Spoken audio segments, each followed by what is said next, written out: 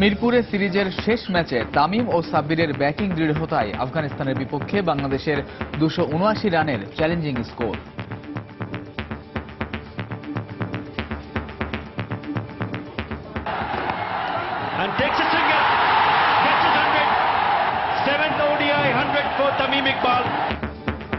ওয়ানডেতে তামিমের সপ্তম সেঞ্চুরি, সাব্বিরের হাফ সেঞ্চুরি।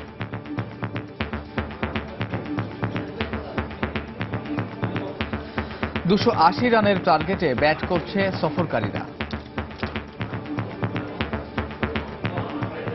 দেখছিলেন প্রধান শিরোনাম। সন্ধ্যার সময়ে সঙ্গে আছি আমি পারমিতা হেনি এবং আমি কামরুজ্জামান মামুন। এবার অন্যান্য শীর্ষ সংবাদ। থানায় জিডি করতে নানা হয়রানি সহ পুলিশের বিরুদ্ধে অর্থ আদায়ের অভিযোগ। অনলাইন সেবা চালুর পরামর্শ অপরাধ বিজ্ঞানীদের। প্রযুক্তিগত সীমাবদ্ধতার অজুহাত পুলিশের।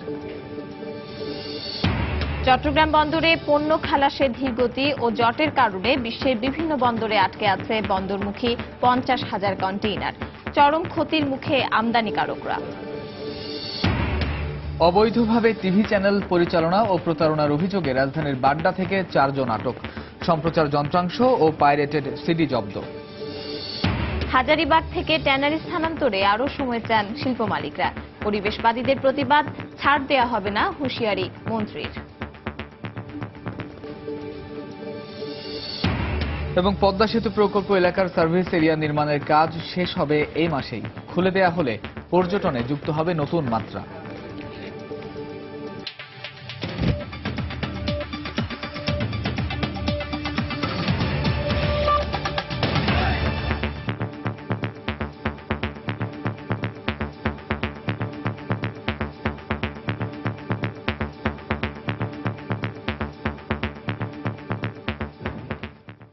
শুরুতেই বাংলাদেশ আফগানিস্তান সিরিজের খবর। তৃতীয় ও শেষ ওয়ানডেতে বাংলাদেশের দেয়া 280 রানের টার্গেটে এখন ব্যাট করছে আফগানিস্তান।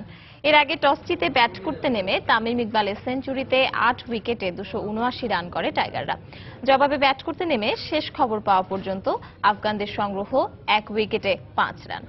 মিরপুরে টস জিতে ব্যাট করতে নেমে বেশ দেখে শুনে খেলেন দুই ওপেনার তামিম ও সৌম্য। তবে দলীয় 23 রানেই ঘটে ছন্দপতন। আশরাফের শিকার হয়ে 11 রান করে সৌম্য ফিরে যাওয়ায় বিপাকে পড়ে টাইগাররা।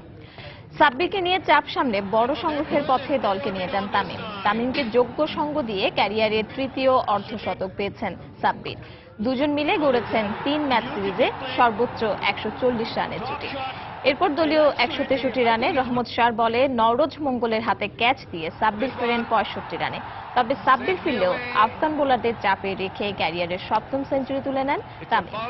দলীয় 212 রানে মোহাম্মদ নবীর বলে আউট হওয়ার আগে তামিম করেন 118 রানের চমৎকার এক ইনিংস। তবে শেষ দিকের ব্যাটসম্যানরা ব্যর্থ হওয়ায় শেষ পর্যন্ত 8 উইকেটে 279 রানে থামে বাংলাদেশের ইনিংস। জবাবে ব্যাট করতে নেমে ইনিংসের তৃতীয় ওভারেই আফগান ওপেনার শাহজাদকে ফিরিয়ে দেন মাশরাফি বিন মুর্তজা। এরপর বাংলাদেশ অধিনায়ক পায়ে ব্যথা পেলেও চিকিৎসা নিয়ে আবারও বোলিং শুরু করেছেন।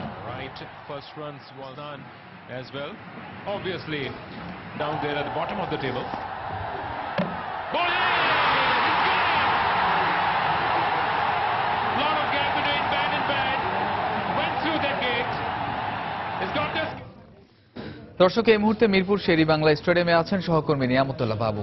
ম্যাচের সবশেষ খবর জানতে সরাসরি চলে যাচ্ছি তার কাছে। বাবু, আপনি যেমনটি বলছিলেন, বাংলাদেশ 279 রানের বড় একটি টার্গেট গড়ে কিন্তু 280 রানের টার্গেট ছুড়ে দিয়েছে আফগানিস্তানের ব্যাটসম্যানের দিকে এবং বোলাররা কিন্তু শুরু থেকেই বেশ দায়িত্বশীলতার পরিচয় দিয়ে তারা বোলিং করে যাচ্ছেন এবং মাশরাফি ইতিমধ্যে 1 উইকেট নিয়ে নিয়েছেন। তো আমরা আসলে মাঠের ভিতরে যে খেলাটি, সেই খেলা সম্পর্কে বাংলাদেশের আসলে স্কোরটা কেমন এবং বোলাররা আসলে এখন কি করা উচিত সেই সম্পর্কে যা কথা বলার জন্য আমাদের সাথে যোগ দিচ্ছেন সহকর্মী হুমায়ুন কবির। আমরা তার সাথে একটু কথা বলবো। আপনার কি মনে হয় স্কোরটা আসলে কতটুকু লড়াকু হয়েছে? লড়াকু তো হয়েছে, বাট স্কোরটা যেটা হয়েছে সেটা কখনোই আসলে বলা যায় যে এখান থেকে আসলে 20 থেকে 25 রান বাংলাদেশে কম হয়েছে। আর এই ব্যাটিং দেখে আসলে মুগ্ধ হবার কিছু নেই, হয়তো রান কিছুটা হয়েছে, কারণ আফগানিস্তানের মতো দলের বিপক্ষে বিফোর ইংল্যান্ড সিরিজের আগে এই ব্যাটিং দেখে আসলে খুব খুশি হওয়ার কিছু নেই। কারণ আপনি জানেন দলীয় যখন 5 রান ছিল, তামিম 1 রানে, ব্যক্তিগত 1 রানে কিন্তু খুব অপ্রত্যাশিতভাবে একটা লাইফ পেয়েছেন। ওই লাইফটাই তিনি সুন্দরভাবে সাজিয়েছেন, ইনিংসটা বড় করেছেন, এটা ভালো কথা। তারপরে সাব্বিরও ভালো করেছেন।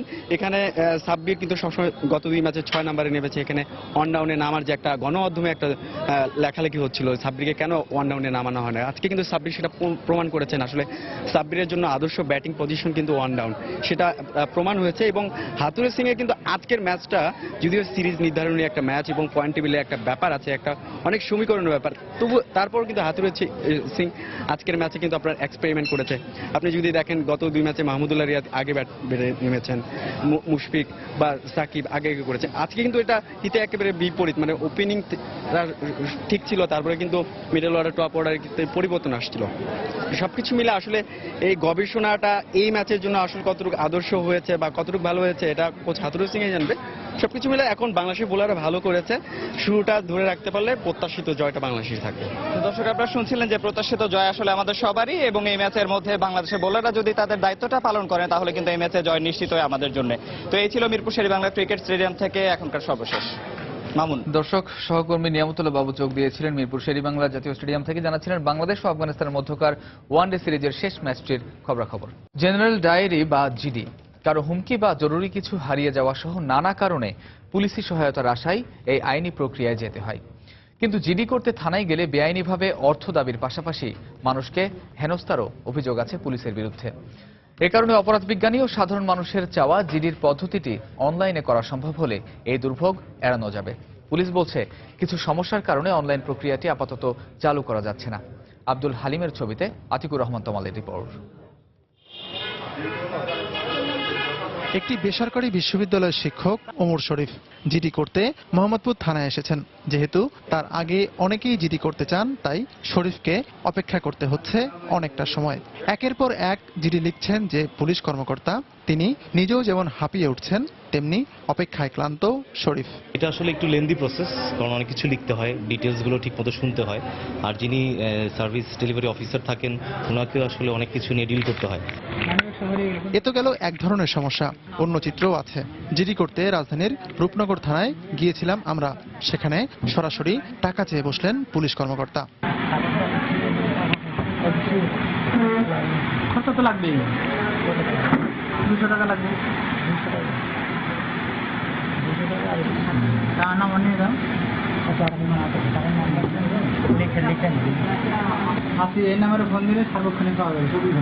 এসব কারণে বিশেষজ্ঞ ও সাধারণ মানুষরা বলছেন, ভুক্তভোগীরা জিডি করতে এসে যাতে উল্টো আরো ভোগান্তিতে না পড়েন, সে কারণে অনলাইনে জিডি পদ্ধতি চালু করা উচিত। অধিকাংশ মানুষ কিন্তু একদম দেয়ালে পিঠ থেকে না গেলে থানায় যেতে চায় না। সুতরাং আমি যদি আমার বাসায় বসে আমার ইন্টারনেটে এটা করতে পারি, হ্যাঁ, সেটা যদি করতে পারে খুবই ভালো, তাহলে পরে হয়রানি কমলো। মোবাইল থেকে বা ল্যাপটপ থেকে করে ফেলতে পারতেছি, টাইমটা অনেক কমে যাচ্ছে। পুলিশ বলছে অনলাইনে জিডি পদ্ধতি চালুর উদ্যোগ নেওয়া হয়েছিল, কিন্তু কিছু প্রযুক্তিক জটিলতা ও অনলাইনে জিডির সুযোগকে কেউ যাতে অপব্যবহার করতে না পারে, সে কারণে এটি আপাতত স্থগিত রয়েছে। অনলাইন জিডি আমরাও চাই, কিন্তু কিছু কিছু কৌশলগত সমস্যা আছে, টেকনিক্যাল, সেগুলো আমরা দূর করার জন্য চেষ্টা করছি। সেটাকে যদি আমরা করতে পারি তাহলে আমরা অবশ্যই সেই বিষয়টা আবার পরবর্তীতে বিবেচনা করব। জিডি করতে কোনো পুলিশ অর্থ দাবি করলে তদন্ত সাপেক্ষে ব্যবস্থা নেওয়া হবে বলেও তিনি জানিয়েছেন। অবশ্যই অনুসন্ধান করব, অনুসন্ধান শেষে যদি কারো কোনো গাফিলতি অথবা অপেশাদার আচরণ আমরা লক্ষ্য করি সেক্ষেত্রে অবশ্যই আমরা ব্যবস্থা গ্রহণ করব। সম্প্রতি হয়রানি বন্ধে পুলিশের পক্ষ থেকে থানাগুলোতে জিডি বুক দেওয়া হয়েছে। এতে ফটোকপির ঝামেলা পোহাতে হচ্ছে না ভুক্তভোগীদের। আতিকুর রহমান তমাল, সময় সংবাদ, ঢাকা। একই অবস্থা দেশের প্রায় সব থানাতেই। টাকা না দিলে কোনো সাধারণ ডায়েরি বা মামলা রেকর্ড করা হয় না বলে অভিযোগ ভুক্তভোগীদের। বাধ্য হয়ে তাই আইনজীবীর মাধ্যমে আদালতে যান তারা। পুলিশের এমন আচরণে মানুষ আইনের প্রতি আস্থা হারাচ্ছে বলে মনে করেন বিশ্লেষকরা। আর পুলিশ বলছে সাধারণ ডায়েরি নিতে কোনো অনীহা করা হয় না। আমাদের ব্যুরো প্রতিবেদক ও জেলা রিপোর্টারের পাঠানো তথ্য ছবি নিয়ে ডেস্ক রিপোর্ট। দেশের অনেক জায়গার মতো সিলেটেও থানায় জিডি করা নিয়ে সাধারণ মানুষের অভিযোগের শেষ নেই। সমস্যা বা অপরাধের শিকার হয়ে থানায় সাধারণ ডায়েরি বা জিডি করলে আদতে কোনো কাজই হয় না বলে অভিযোগ তাদের। অনেকদিন পেরিয়ে গেল ভুক্তভোগীরা পান না কোনো প্রতিকার। আমার মোটরসাইকেলটা হারিয়েছিল প্রায় 9 বছর আগে। আমি জিডি করছিলাম, আমার পুলিশে একদিন জিজ্ঞাসা করে নাই যে আমার কি হয়েছিল কি না। যদি প্রতিটা জিডি এন্ট্রির পিছনে একটা নির্দিষ্ট পর্যায় পর্যন্ত গুরুত্ব দেওয়া হতো তাহলে অনেক অপরাধী শুরুতেই কিন্তু এটা দমন হয়ে যেত। টাকা না দিলে কোনো জিডি হয় না মাদারীপুরের থানাগুলোতে।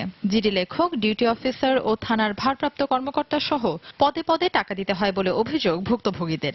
শুধু জিডি গ্রহণে গড়িমসি নয়, পুলিশি তদন্তের জন্য টাকা দিতে হয় বলে অভিযোগ তাদের। অনেকে থানায় সহযোগিতা না পেয়ে আদালতের শরণাপন্ন হন।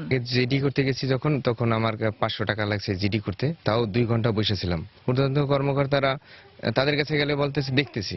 আসামিকে পক্ষ থেকে টাকা পয়সা খাইয়া মনে করেন থানা কোর্ট সব বুক করে লাগছে, আমরা কোনো বিচার পাইতেছি না। অনেক ক্ষেত্রে তারা তারপর আদালতের আশ্রয় নেয়, তবে এগুলি কাম্য নয়।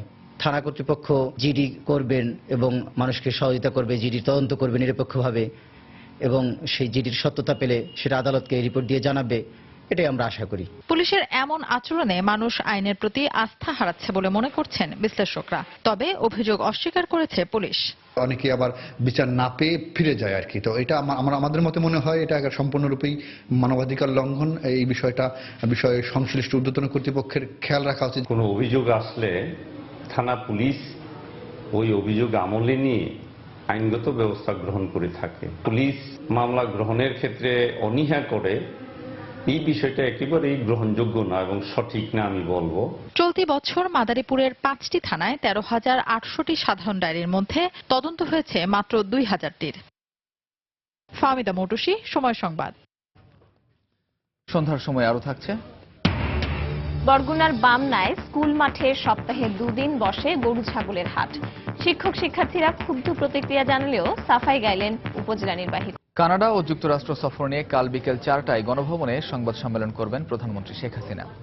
আজ বিকেলে প্রধানমন্ত্রীর প্রেস সচিব এহসানুল করিম স্বাক্ষরিত এক সংবাদ বিজ্ঞপ্তিতে একথা জানানো হয়। 17 দিনের দীর্ঘ সফরে জাতিসংঘের সাধারণ পরিষদের অধিবেশনে যোগ দেওয়ার পাশাপাশি বিভিন্ন অনুষ্ঠানে যোগ দেন প্রধানমন্ত্রী। অর্জন করেন 2টি আন্তর্জাতিক পুরস্কারও। সংবাদ সম্মেলনে সফরের সার্বিক বিষয়ে দেশবাসীকে অবহিত করবেন প্রধানমন্ত্রী শেখ হাসিনা।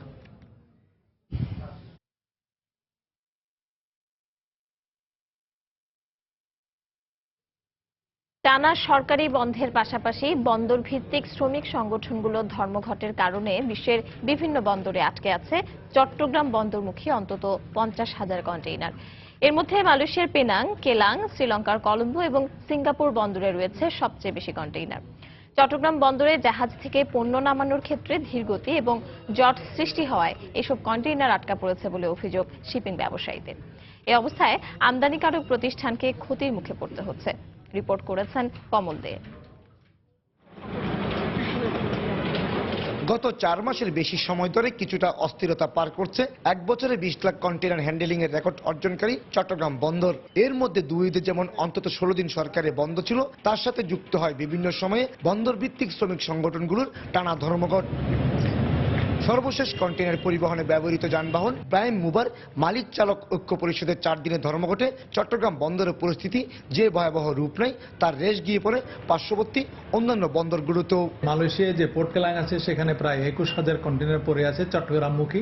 সিঙ্গাপুরে আছে প্রায় 32,000 কন্টেইনার মতো আমরা শুনেছি, এবং এইসব কন্টেইনারে যতক্ষণ জাহাজ আসবে না ততক্ষণ কিন্তু এগুলো ওখানে পড়ে থাকবে এবং ড্যামারেজ দিতে থাকবে। প্রয়োজনীয় জাহাজের অভাবে এসব কন্টেইনার বন্দরগুলোতে আটকা পড়ায় আমদানিকারকদের কয়েক গুণ জরিমানা গুনতে হবে বলে জানান এই শিপিং এজেন্ট। যে কন্টেইনারগুলো আটকে আছে সেই কন্টেইনারগুলোর ডিটেনশন ড্যামেজ দিতে হবে, পোর্টে ডিম্যারেজ গুনতে হবে এবং কতদিন সেটা গুনতে হবে সেটাই সলিউশন না হওয়া পর্যন্ত। তারপরে এই জট আমার মনে হয় আগামী 15 দিনেও কভার করা যায় কিনা সন্দেহ।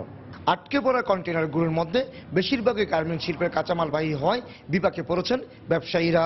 একদিকে আর্থিক ক্ষতির সম্মুখীন হব, অন্যদিকে বায়ারের যে ফিক্স করার ডেট আমাকে দেওয়া হয়েছে ওইটা যখন আমি মেনটেন করতে পারবো না, স্বাভাবিকভাবে আমি পিছিয়ে যাচ্ছি। তো শিল্পর কাঁচামালগুলি যখন পৌঁছবে এখানে এবং বন্দরের জাহাজ জটের ফলে এটা ফ্যাক্টরিতে পৌঁছতে বা ভোক্তাদের কাছে পৌঁছতে সময় লাগবে। মোর দ্যান 1000 করোড় টাকার এটা আমাদের অর্থনৈতিকভাবে আমরা হারিয়ে ফেলেছি। টানা 4 দিনের ধর্মঘট শেষে শুক্রবার দুপুর থেকে শুরু হয়েছে চট্টগ্রাম বন্দরের কন্টেইনার ডেলিভারি প্রক্রিয়া। আগে থেকে কাগজপত্র প্রস্তুত থাকায় অন্তত 3000 কন্টেইনার ডেলিভারি দেওয়া হয়েছে বন্ধের দিনেও। কমল দে, সময় সংবাদ, চট্টগ্রাম। সিইটিপির নির্মাণ শেষ না হওয়া সহ নানা সমস্যা তুলে ধরে হাজারীবাগ থেকে ট্যানারি শিল্প কারখানা স্থানান্তরে আরও সময় চান শিল্প মালিকরা। তবে বিসিক সহ পরিবেশবাদী বিভিন্ন সংগঠন বলছে আগে স্থানান্তর, পরে অন্য সমস্যার সমাধান। এদিকে বন ও পরিবেশ মন্ত্রী বলেছেন পরিবেশ রক্ষায় বিন্দুমাত্র ছাড় দেয়া হবে না। সাজিদ রাজুর রিপোর্ট। বহু আলোচনা সমালোচনা ও কয়েক দফা সময় বাড়ানোর পরও হাজারীবাগ থেকে স্থানান্তরিত হয়নি চামড়া শিল্প কারখানা। সাভারের 155টি শিল্প ইউনিটের মধ্যে কার্যক্রম শুরু করেছে মাত্র 10টি, বাকিগুলোতে এখনো চলছে নির্মাণ কাজ। বিশ্বের পঞ্চম দূষণকারী শিল্প এই ট্যানারি নিয়ে পরিবেশবাদী, সরকার পক্ষ ও শিল্প মালিকদের মতভেদও অনেক। শনিবার ব্র্যাক সেন্টার ইনে এক আলোচনা অনুষ্ঠানেও ছিল পাল্টাপাল্টি অভিযোগ। অ্যাকচুয়ালি গ্যাসের লাইন বা বিদ্যুতের লাইন পাচ্ছে না, সেক্ষেত্রে কিন্তু তার ইফ্লুয়েন্টও পাবে না, প্রোডাকশনও শুরু করতে পারবে না। হাজারীবাগ বন্ধ করে যারা যাবে তারা কাগজপত্র দিলে তারা পাবে। তাদেরকে আমি বলেছি 2 জন ইঞ্জিনিয়ার দেন আমাকে। অতীব দুঃখের বিষয় এখন বলতে হয় তারা একটা ইঞ্জিনিয়ার আমাদেরকে দেয়নি। আমাদের মেশিনারিজ গুলি অনেক হেভি টাইপের হয়, এই জন্য আমাদের খুব মজবুত করে বিল্ডিংটা করতে হচ্ছে, যে কারণে আমাদের একটু সময় দরকার। গত 3-4 বছর ধরে ভুল ধরে বেড়াচ্ছেন, এটা হয় নাই তো ওটা হয় নাই, ওটা হয় না তো সেটা হয় নাই। আপনি আপনার কাজ শুরু করেন নাই কেন? আপনাকে বলার দরকার ছিল বুয়েট না আমি করব, আমি এইভাবে করতে চাই, বা বুয়েট করছে এই কাজ এইভাবে হওয়া দরকার। আপনাদের আজকের বক্তব্যে বোঝা গেল এই জায়গায় আমাকে জানানো হয় নাই, আমাদেরকে নিলে ভালো হতো। বাকযুদ্ধের পরও নানা ইতিবাচক সুপারিশ করেন বক্তারা। সামাজিক অবকাঠামো প্রয়োজন, পরিকল্পনা যে সূচক আছে সেই সূচক অনুযায়ী এখানকার অ্যাকশন এরিয়া প্ল্যানটা হওয়া প্রয়োজন। এখনই ট্যানারি ওনার্সদের ইঞ্জিনিয়ার এবং তাদের এক্সপার্ট কিছু কিছু সেখানে এঙ্গেজ করার দরকার। বন ও পরিবেশ মন্ত্রী কড়া হুঁশিয়ারি দেন যে দূষণের ফলে বুড়িগঙ্গা মৃতপ্রায়, সেই দূষণ বন্ধে কোনো ছাড় নয়। As an environment minister, I'll go and shut down your plant. So don't take me as a helpless person. এই যা কিছু বলছেন সব আমি আমার কাছে চান, আমার এটা বন্ধ করে দেওয়ার অধিকার আছে। সেই সঙ্গে যেসব সমস্যা এখনো আছে তা ট্যানারি স্থানান্তর প্রক্রিয়ার সঙ্গেই সমাধানের ব্যাপারে মত বিশেষজ্ঞদের। সাজিদ রাজু, সময় সংবাদ, ঢাকা। অবৈধভাবে টিভি চ্যানেল পরিচালনা ও প্রতারণার অভিযোগে 2টি ভুয়া চ্যানেলের ব্যবস্থাপনা পরিচালক সহ 4 জনকে আটক করেছে র্যাব। সকালে রাজধানীর উত্তর বাড্ডা থেকে তাদের আটক করা হয়। জব্দ করা হয় সম্প্রচার যন্ত্রপাতি ও পাইরেটেড সিডি। র্যাবের দাবি, অশ্লীল ভিডিও তৈরি, পাইরেসি, চাকরির নামে প্রতারণা সহ বিভিন্ন অপরাধে জড়িত এই 2টি কথিত টিভি চ্যানেল। শনিবার সকালে রাজধানীর উত্তর বাড্ডায় নেহা টিভি ও এইচ টিভি নামে 2টি ভুয়া প্রতিষ্ঠানে অভিযান চালায় র্যাব। পরে বিভিন্ন সিনেমার পাইরেটেড কপি ও অশ্লীল ভিডিও সহ 4 জনকে হাতে নাতে আটক করা হয়। জব্দ করা হয় সম্প্রচার যন্ত্রাংশ সহ কিছু ইলেকট্রনিক সামগ্রী। র্যাব জানায়, অনুমোদনহীন এই 2টি কথিত চ্যানেল কেবল অপারেটরদের যোগসাজশে 34টি জেলায় সম্প্রচার চালাতো। প্রায় 3 মাস হয়েছে যে কার্যক্রম তারা ইতিমধ্যে শুরু করেছে এবং এদের কোনো রকমের আইনগত কোনো বৈধতাই নাই। প্রোগ্রামগুলি তারা এখানেই তৈরি করে, এখানে তৈরি করার পরে এগুলিকে আপলোড করে দেয়, এটা চলে যায় সিঙ্গাপুরে এবং সিঙ্গাপুর থেকে এটাকে ট্রান্সমিশন করে। বেশ কিছু টেলিভিশন চ্যানেলের যারা বর্তমানে কর্মরত আছে তারা তাদেরকে বিভিন্ন সময় সহায়তা করেছে। র্যাব জানায়, টিভি চ্যানেলের নামে প্রতারণাই ছিল এই প্রতিষ্ঠান 2টির কাজ। নতুন নতুন ছবি যেগুলি মুক্তি পাচ্ছে সেগুলি কিন্তু তারা যে কোনোভাবে কালেক্ট করে এবং কালেক্ট করে কিন্তু তারা তাদের এই চ্যানেলের মাধ্যমেই কিন্তু তারা সম্প্রচার শুরু করে। এটাও প্রচার শুরু করেছে যে এই টেলিভিশন চ্যানেলটা খুব শীঘ্রই বাজারে এটা পরিপূর্ণভাবে সম্প্রচার শুরু করবে এবং ইতিমধ্যে তারা এই টেলিভিশন চ্যানেলের শেয়ারও বিক্রি করা শুরু করে দিয়েছে। ভুয়া চ্যানেলের মালিক সহ এর সঙ্গে সংশ্লিষ্ট অন্যান্যদের ধরতে অভিযান চলছে বলে জানিয়েছে র্যাব। তাফসির বাবু, সময় সংবাদ, ঢাকা। সন্ধ্যার সময় আরো থাকছে। কাশ্মীরের নিয়ন্ত্রণ রেখায় পাক ভারত গোলাগুলি অব্যাহত। আটক সেনাকে ফিরিয়ে আনার প্রত্যয় রাজনাথ সিং এর। সংকট সমাধানে মধ্যস্থতার প্রস্তাব জাতিসংঘের। পদ্মা সেতু প্রকল্প নিয়ে প্রতি মাসের 1 তারিখে আমরা বিশেষ রিপোর্ট প্রচার করে থাকি। এর ধারাবাহিকতায় আজ থাকছে সেতু এলাকার পর্যটন শিল্পের সম্ভাবনা নিয়ে রিপোর্ট। পদ্মা সেতু পাল্টে দেবে প্রকল্প এলাকার চেহারা। অর্থনৈতিক ও সামাজিক পরিবর্তনের পাশাপাশি এলাকার পর্যটন খাতে যা যোগ করবে নতুন মাত্রা। বিশেষ করে আধুনিক সব সুযোগ সুবিধা নিয়ে প্রকল্প এলাকায় নির্মিত সার্ভিস এরিয়াগুলোর কাজ শেষে সাধারণের জন্য খুলে দেওয়া হলে তারা সুফল পাবেন দেশের পর্যটন প্রেমীরা। সংশ্লিষ্টরা বলছেন, চলতি মাসের মধ্যেই সার্ভিস এরিয়া নির্মাণের কাজ শেষ হবে। এহসান জুয়েলের রিপোর্ট, ছবি তুলেছেন সাইফুল ইসলাম। এ যেন এক নতুন শহর, অজস্র স্বপ্ন বুকে নিয়ে যা জেগে উঠছে উত্তাল পদ্মা নদীর পাড়ে। পদ্মা সেতুকে ঘিরে দেশের দক্ষিণ পশ্চিমাঞ্চলের কোটি মানুষের দীর্ঘদিনের লালিত যে স্বপ্ন তার কাজের সুবিধার জন্য মুন্সিগঞ্জ, শরীয়তপুর এবং মাদারীপুরে গড়ে তোলা হয়েছে 3টি সার্ভিস এরিয়া।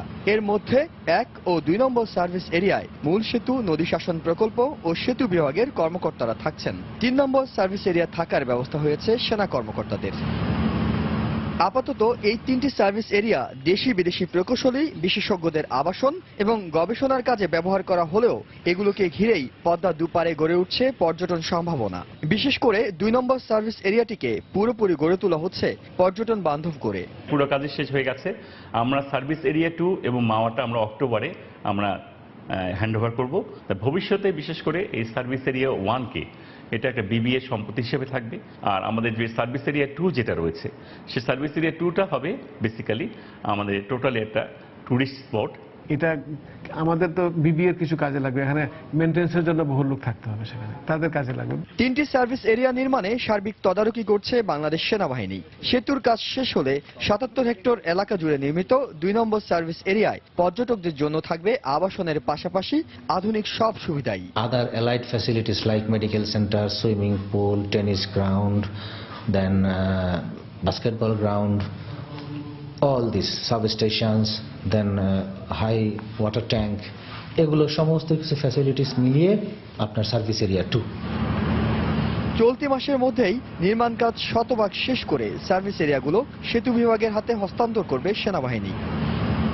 পদ্মা সেতুর যে কর্মযোগ্য তার বিশাল একটি অংশ জুড়ে রয়েছে এই সার্ভিস এরিয়া নির্মাণের কাজ। এই এলাকাগুলোকে গড়ে তোলা হচ্ছে একেবারেই পর্যটন এলাকার আদলে।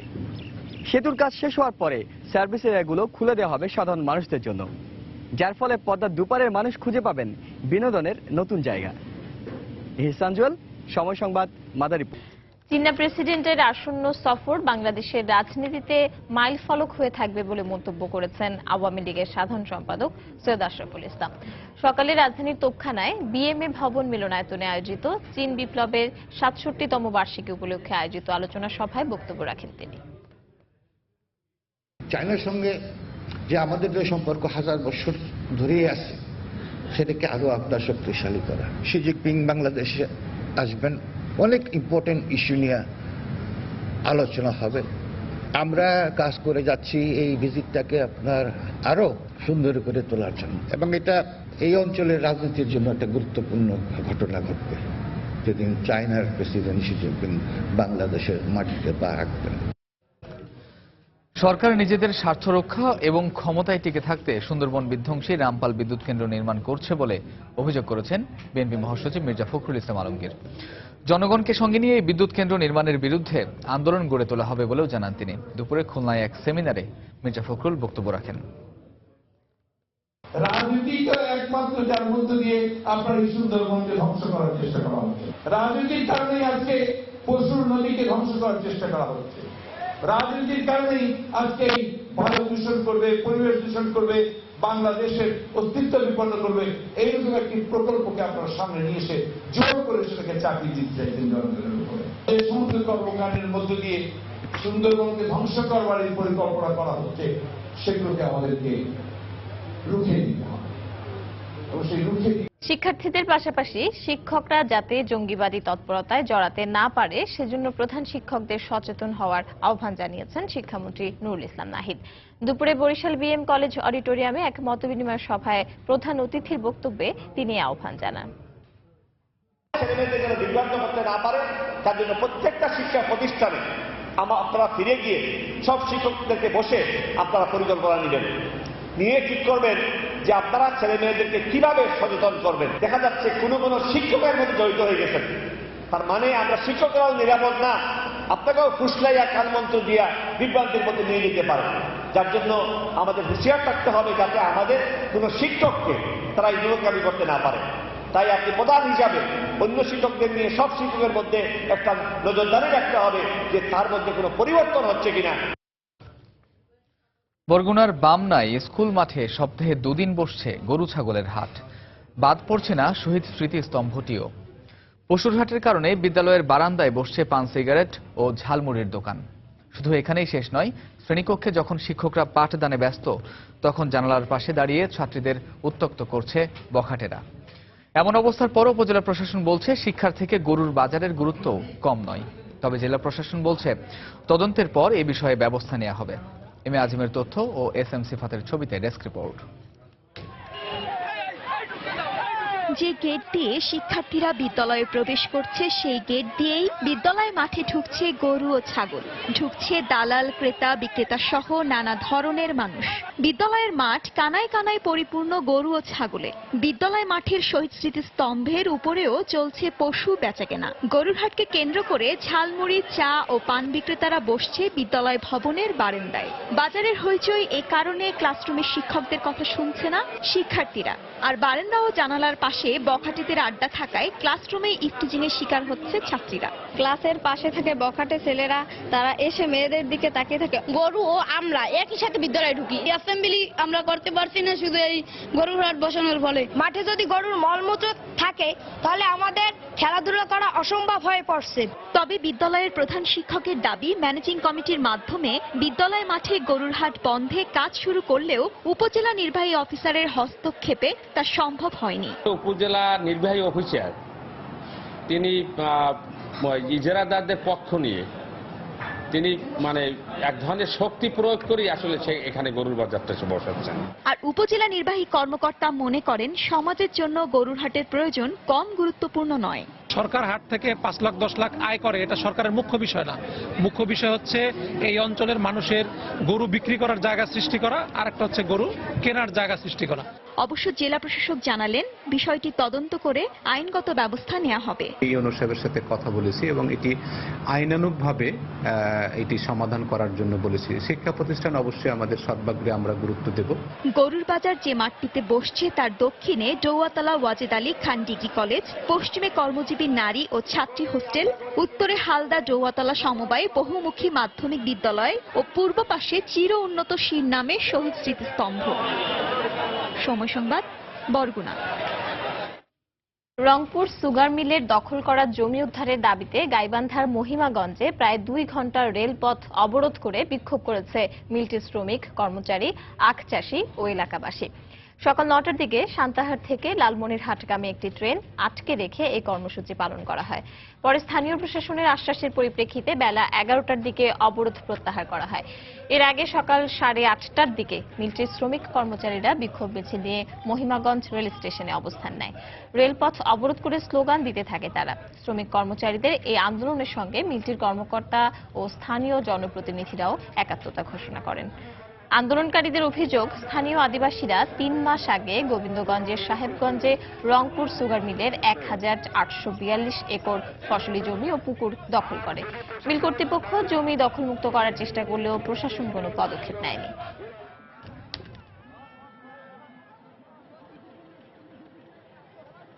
মিলে যদি সরবরাহ করতে না পারে আমার এই মিলকে 2004 সালের মতো আবার ধস নামবে, বন্ধ হবে। এলাকার হাজার হাজার শ্রমিক কর্মচারী না খেয়ে মরবে। বৈধ জমি অবৈধভাবে কিছু স্বার্থান্বেষী মহল তারা তীরধনু নিয়ে এখানে দখল করছে। এটাকে উচ্ছেদের জন্য আমরা শান্তিপূর্ণ একটা সমাধান চেয়েছিলাম, কিন্তু অত্যন্ত দুঃখের সহিত বলতে হয় দীর্ঘদিন যাবৎ আমরা প্রশাসনের কাছে বিভিন্নভাবে ধর্ণা ধরার পরেও তাদের আসলে সন্তোষজনক কোনো সমাধান আমরা পাই নাই। এই আন্দোলন আজকে গণ আন্দোলনে, গণ দাবিতে পরিণত হয়ে গেছে। হিন্দু সম্প্রদায়ের প্রধান ধর্মীয় উৎসব শারদীয় দুর্গাপূজাকে ঘিরে নোয়াখালীতে চলছে উৎসবের আমেজ। প্রতি বছরের মতো এবারও চৌমোহনী সার্বজনীন বিজয়া দুর্গা মন্দিরে 71 ফুট উঁচু প্রতিমা দেখতে ভিড় করছেন সব বয়সী মানুষ। উৎসবকে শান্তিপূর্ণ ও নির্বিঘ্ন করতে সব ধরনের ব্যবস্থা নেওয়ার আশ্বাস দিয়েছেন জেলা প্রশাসক। সাইফুল্লাহ কামরুলের পাঠানো তথ্য ও জামাল উদ্দিনের ছবি নিয়ে ডেস্ক রিপোর্ট। নোয়াখালীর চৌমোহনীর সার্বজনীন বিজয়া দুর্গা মন্দিরের সামনে গেলেই চোখে পড়ে প্রায় 5 তলা একটি ভবনের সমান প্রতিমা। আয়োজকদের দাবি এটিই দেশের সর্বোচ্চ দুর্গা প্রতিমা। বরাবরের মতো এবারও সবচেয়ে ব্যয়বহুল পূজা উদযাপনের প্রস্তুতি নেওয়া হয়েছে। মন্দির কর্তৃপক্ষ জানায় বাঁশ, খড়, কাঠ আর লোহার রডের প্রাথমিক কাঠামোর উপর দেয়া হয় কাদামাটির প্রলেপ। এরপর কয়েক স্তর লেপে শুকানোর পর তাতে দেয়া হয় সিমেন্টের আস্তর। প্রায় 2.5 মাস ধরে দিনরাত কাজ করার পর 71 ফুট উচ্চতার দেবী দুর্গার কাঠামো বানানো এখন প্রায় শেষ পর্যায়ে। এখানে আমার কারিগর আছে মোট 16 পার্মানেন্ট আর লেবার আছে প্রায় 8 জন। 2.5 মাস এই পর্যন্ত আসছে, এখন রং শুরু হচ্ছে। দেশের 30 জন কারিগরের নিপুণ আঁচড়ে রঙিন হয়ে ওঠা দুর্গা সহ বিভিন্ন দেবদেবীর প্রতিমূর্তি দেখতে বিভিন্ন স্থান থেকে প্রতিদিন আসছে মানুষ। আর শান্তিপূর্ণভাবে উৎসব উদযাপনে প্রশাসনের সহায়তা চাইলেন আয়োজকরা। এবারের পূজাটা আমার মনে হয় একটু অন্যরকম, ভিন্ন হইতেছে, ওই জন্য প্যান্ডেল হওয়ার শুরু থেকেই সবাই দেখতে আসা শুরু করেছে। সাম্প্রদায়িক সম্প্রীতিকে টিকিয়ে রাখার জন্য সরকার যেন আরো জোরদার অ্যালার্ট হয়। আমাদের বিশ্বাস এটা বাংলাদেশের সর্ববৃহৎ প্রতিমা হবে এবং এশিয়া মহাদেশে এটা আমাদের দ্বিতীয় বৃহত্তর মায়ের প্রতিমা। তবে দুর্গোৎসবকে নির্বিঘ্ন করতে 4 স্তরের নিরাপত্তা ব্যবস্থা নেয়ার কথা জানিয়েছে জেলা প্রশাসন। পুলিশ তো এবং আনসার এর পাশাপাশি আলাদা করে স্বেচ্ছাসেবক নিয়োগ করার বিষয়, সন্ত্রাস দমনের জন্য যে কমিটিগুলো করা হয়েছে সেই কমিটিও এদেরকে সহযোগিতা করবে। চৌমুহনী সার্বজনীন বিজয়া দুর্গা মন্দির সহ জেলায় এবার 158টি মণ্ডপে শারদীয় দুর্গাপূজা হবে। সময় সংবাদ, নোয়াখালী। চাঁদপুর সরকারি কলেজ মিলনায়তনে শুরু হয়েছে 4 দিন ব্যাপী বইমেলা। সকালে প্রধান অতিথি হিসেবে মেলার উদ্বোধন করেন চাঁদপুরের জেলা প্রশাসক আব্দুস সবুর মণ্ডল। বিশেষ অতিথি হিসেবে উপস্থিত ছিলেন সময় টেলিভিশনের বার্তা প্রধান তুষার আব্দুল্লাহ। উদ্বোধনী অনুষ্ঠান শেষে অতিথিরা বইমেলার বিভিন্ন স্টল ঘুরে দেখেন। কৈশোর তারুণ্যে বই, এই স্লোগানে আয়োজিত মেলায় ঢাকার সেরা 12টি প্রকাশনী অংশ নিয়েছে। শিক্ষা প্রতিষ্ঠানের ছাত্রছাত্রীদের জন্য প্রতিদিন সকাল 9টা থেকে বিকেল 4টা পর্যন্ত মেলা খোলা থাকবে।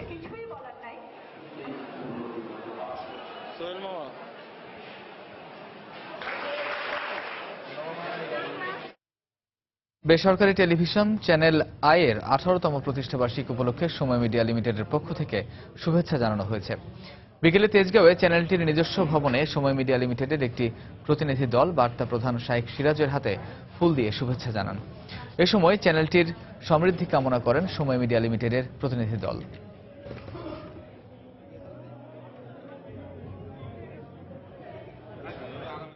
দেশের বাইরের খবর, কাশ্মীরে ভারত ও পাকিস্তানের নিয়ন্ত্রণ রেখায় আবারও গোলাগুলির ঘটনা ঘটেছে। শনিবার দুদেশই একে অপরের বিরুদ্ধে কাশ্মীরে যুদ্ধবিরতি লঙ্ঘনের অভিযোগ তোলে। দুদেশের সেনাদের গোলাগুলির কারণে পালিয়ে যাচ্ছে সীমান্ত এলাকার অধিবাসীরা। এর আগে বৃহস্পতিবার নিয়ন্ত্রণ রেখায় পাক ভারত গোলাগুলিতে 2 পাকিস্তানি সেনা ও ভারতীয় কয়েকজন জওয়ান নিহত হয় বলে দাবি করে ইসলামাবাদ। তবে ভারতীয় সেনা নিহতের কথা অস্বীকার করে নয়াদিল্লি।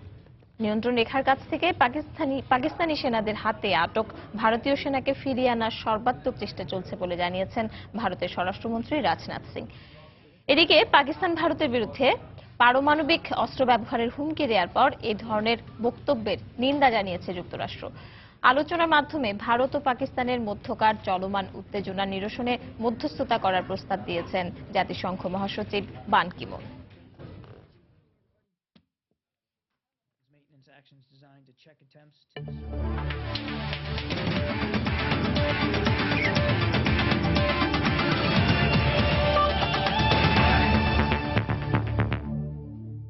আবারও বাংলাদেশ আফগানিস্তান সিরিজ প্রসঙ্গ। আফগানিস্তানের বিপক্ষে সিরিজের শেষ ওয়ানডেতে সেঞ্চুরি তুলে এখন দেশের হয়ে সর্বোচ্চ সেঞ্চুরির মালিক তামিম ইকবাল। তার 118 রানের দায়িত্বশীল ইনিংসের সুবাদে আফগানদের সামনে লড়াকু টার্গেট ছুঁড়ে দিয়েছে বাংলাদেশ। কোনো কিছু অর্জন করাটা একজন মানুষের জন্য অবশ্যই গর্বের ব্যাপার। আর যাই হোক, বাংলাদেশের ব্যাটসম্যান হিসেবে ওডিআই ম্যাচে 7টি সেঞ্চুরি করা তো আর মুখের কথা নয়, সে কাজটি করে দেখালেন dashing opener Tamim Iqbal. ODI ফরম্যাটে দেশের হয়ে এখন সর্বোচ্চ টনের মালিক তামিম। দ্বিতীয় সর্বোচ্চ 6টি শতকের মালিক বিশ্বসেরা অলরাউন্ডার সাকিব আল হাসান। 4টি করে সেঞ্চুরি আছে শাহরিয়ার নাফিস ও মুশফিকুর রহিমের। 3টি সেঞ্চুরি করেছেন মোহাম্মদ আশরাফুল। টিম বাংলাদেশের 100তম ওডিআই ম্যাচ জয়ের পথে তামিম ইকবালের শতক দেশের ক্রিকেটের ইতিহাসে অনন্য এক অর্জন। আফগানিস্তান সিরিজে দ্বিতীয় ওডিআই হারার পর বেশ চাপের মুখে ছিল টাইগাররা। শেষ ওডিআইতে তাই তামিম ইকবালের সেঞ্চুরি ছিল সমালোচকদের জন্য যথার্থ জবাব। প্রথম ওয়ানডেতে শতকের সম্ভাবনা জাগিয়েও কাটা পড়েছিলেন 80 রানে। তবে এবার আর সে ভুলের পুনরাবৃত্তি নয়, ধীরে সুস্থেই শুরু করলেন ইনিংসটা। তার মাঝেও লুজ বল পেলে তার সদ্ব্যবহার করতে ভুল করেননি। 18 ওভার 4 বলে তুলে নেন 50। Bangladesh need a big score here, they need to bat. এরপর সাব্বির রহমান আর সাকিবের সমর্থনে বাংলাদেশের রানের চাকাটা সচল রেখেছেন সর্বদাই। 36 ওভার 1 বলে আসে সেই কাঙ্ক্ষিত সাফল্য। 111 বল খেলে 10-4-এ পৌঁছে যান ম্যাজিক ফিগারে। তামিম ইকবাল এরপর যতক্ষণই ক্রিজে ছিলেন নিজের আসল রূপটা যেন মেলে ধরেছিলেন পাওয়ার প্লেতে। 38তম ওভারে 2-6 আর 1-4-এ তুলে নেন 16 রান। তবে হঠাৎ করেই থেমে গেল তামিম ঝড়। 38 ওভার 4 বলে মোহাম্মদ নবীর বলে নবীনের হাতে ক্যাচ তুলে যখন সাজঘরে ফেরেন তখন তামিমের রান 118। আফগান সিরিজে ব্যাটসম্যানদের ব্যর্থতার মাঝেও শেষ ওয়ানডেতে তামিম ইকবালের এমন সেঞ্চুরি ইংল্যান্ড সিরিজের আগে টিম ম্যানেজমেন্টের জন্য সত্যি স্বস্তির এক ব্যাপার। নাসির সুলতান, সময় সংবাদ, ঢাকা। মিরপুর শেরেবাংলা স্টেডিয়ামে সিরিজের শেষ ওয়ানডেতে বাংলাদেশের দেয়া 280 রানের টার্গেটে ব্যাট করছে আফগানিস্তান। গাজী টেলিভিশনের সৌজন্যে চলুন দেখে আসি ম্যাচের কিছু অংশ।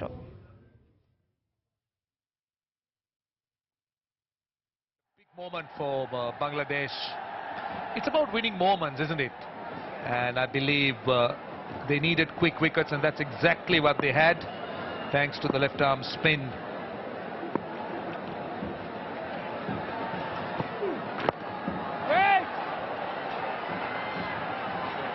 Ashraf Hussain, what a story that has been. Waited for 8 years to make his comeback and didn't waste any time. 2 wickets in the first over. In fact, 2 wickets in that over, I should say. Even his first 2 when he bowled were pretty good overs, very tight overs. But it's the Braveheart captain, Mashraf Mortaza, carrying on. Oh, did he get a touch?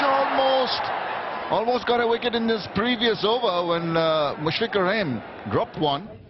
দর্শক সরাসরি দেখছিলেন Bangladesh Afghanistan one day সিরিজের এখনকার অংশ। সন্ধ্যার সময় এ পর্যায়ে শীর্ষ সংবাদগুলো জানিয়ে দিচ্ছি আরো একবার। মিরপুরের শেষ ওয়ানডেতে তামিমের সেঞ্চুরিতে বাংলাদেশের দেয়া 280 রানের টার্গেটে ব্যাট করছে আফগানিস্তান। মাশরাফিদের বোলিং তোপে চাপে সফরকারীরা। থানায় জিডি করতে নানা হয়রানি সহ পুলিশের বিরুদ্ধে অর্থ আদায়ের অভিযোগ। অনলাইন সেবা চালুর পরামর্শ, অপরাধ বিজ্ঞানীদের প্রযুক্তিগত সীমাবদ্ধতার অজুহাত পুলিশের। চট্টগ্রাম বন্দরে পণ্য খালাসে ধীরগতি ও জটের কারণে বিশ্বের বিভিন্ন বন্দরে আটকে আছে বন্দরমুখী 50,000 কন্টেইনার। চরম ক্ষতির মুখে আমদানিকারকরা। অবৈধভাবে টিভি চ্যানেল পরিচালনা ও প্রতারণার অভিযোগে রাজধানীর বাড্ডা থেকে 4 জন আটক। সম্প্রচার যন্ত্রাংশ ও পাইরেটেড সিডি জব্দ। হাজারীবাগ থেকে ট্যানারি স্থানান্তরে আরও সময় চান শিল্প মালিকরা। পরিবেশবাদীদের প্রতিবাদ। ছাড় দেওয়া হবে না, হুঁশিয়ারি মন্ত্রী। এবং পদ্মা সেতু প্রকল্প এলাকার সার্ভিস এরিয়া নির্মাণের কাজ শেষ হবে এ মাসেই। খুলে দেয়া হলে পর্যটনে যুক্ত হবে নতুন মাত্রা। দর্শক, এই ছিল সন্ধ্যার সময়। যে কোনো খবর পেতে ভিজিট করুন সময় নিউজ.tv আর সঙ্গে থাকুন সময়।